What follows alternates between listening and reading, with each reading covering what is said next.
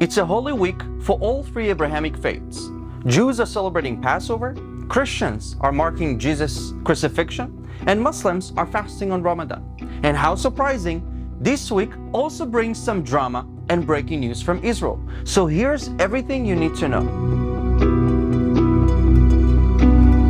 So last night, hundreds of radical Islamist Palestinians went to Temple Mount and started chanting inciting songs that call for the murder of Jews and the destruction of Israel. When Israeli police came to disperse the riot, the Palestinians ran inside the Al-Aqsa mosque like cowards and barricaded themselves there. What did they do at the mosque? Praying, one may assume, but no. Instead of treating the holy mosque with respect and dignity, they launched fireworks from the prayer hall of the mosque, throwing rocks and chairs.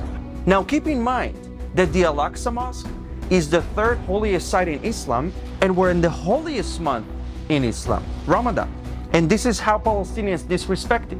It's because they have no respect for Islam if they enter the mosque like this with shoes on and leave the mosque like that.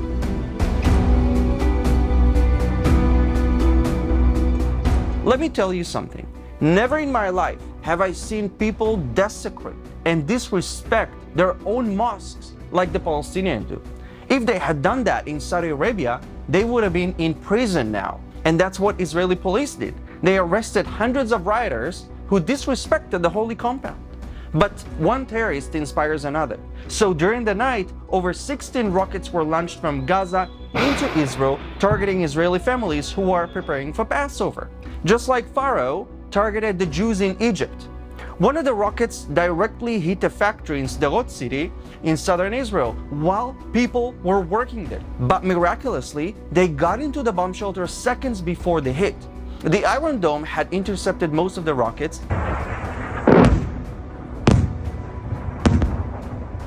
and in response to that, Israeli tanks and Air Force struck terror infrastructure in the Gaza Strip, including terror tunnels.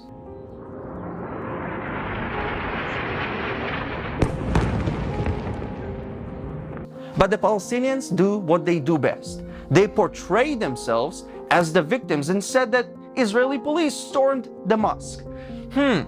Just like they call these Jews who go up on Temple Mount stormers of the Al-Aqsa mosque.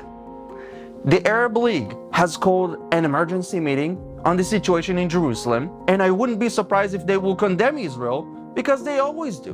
But hear this. It is Israel's responsibility to make sure that Muslim worshippers will be able to pray at the Al-Aqsa Mosque during Ramadan and during every day. And I'm glad that the Israeli police took action against the radicals that hijacked the mosque for their political terrorist purposes. In the last week, I didn't hear of any Jewish or Christian worshippers rioting or disturbing the status quo. It's always the radical Palestinians who pretend to defend Al-Aqsa while negating the rights of the Jews and Christians to pray on a holy site. Because the Temple Mount is holy for Jews, Christians, and Muslims. I fully support the actions of the Israeli military and police. Many of the officers, by the way, are Israeli Arab. And the only way to deal with terrorism is with an iron fist. Nothing else works. Nothing else will ever work. Terrorism has no place in our world, and Israel is leading the fight to make this world a better place.